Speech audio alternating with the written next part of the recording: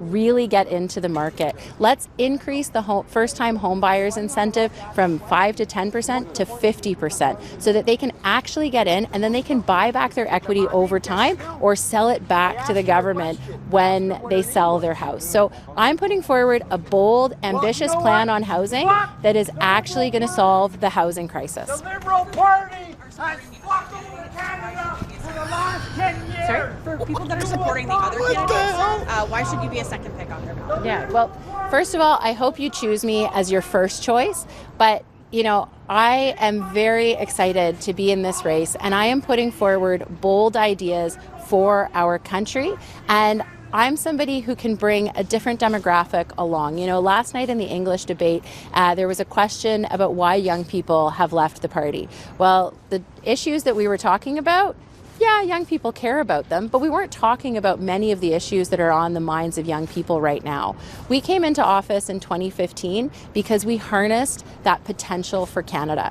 And I'll be honest, look, we got away from the grassroots, we got away from people over the past 9 years, and people felt like we were out of touch. Do you think they'd be cabinet ministers in a government you lead? Absolutely. You know, I hope that both Mark and Frank decide to seek a seat in the House of Commons. That is something that is really important to be in politics. And I absolutely want, if they are interested and if they want to be part of my team, they have a place on my team. Will you ask you to introduce yourself?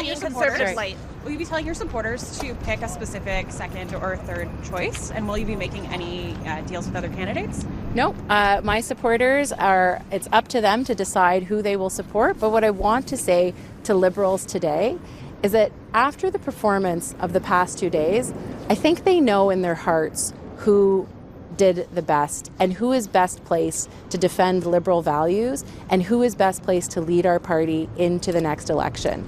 You know, we need to have somebody who can go toe-to-toe, head-to-head with Pierre Poilievre and who can win.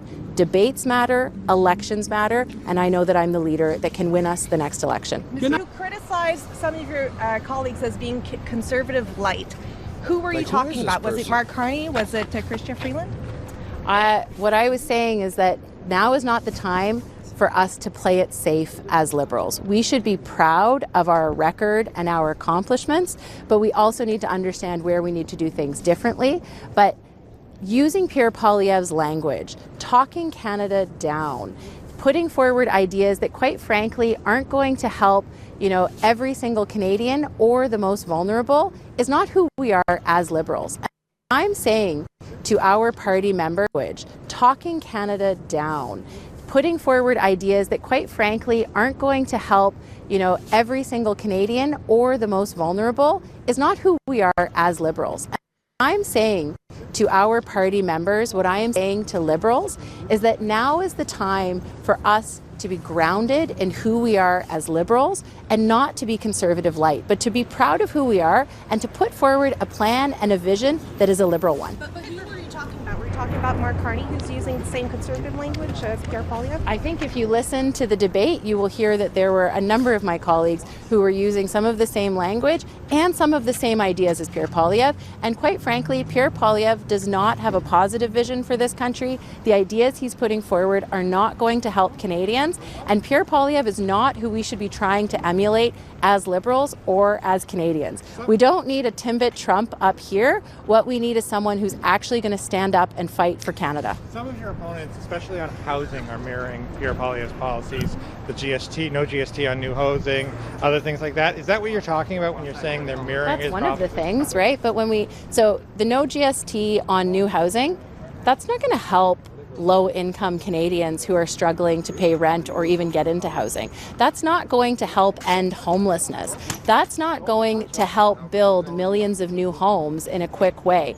That is something that is only going to help people who have the money to put down a down payment in the first place. Whereas what I'm putting forward is to say, let's help first-time homebuyers really get into the market. Let's increase the first-time homebuyers incentive from 5 to 10% to 50% so that they can actually get in and then they can buy back their equity over time or sell it back to the government when they sell their house.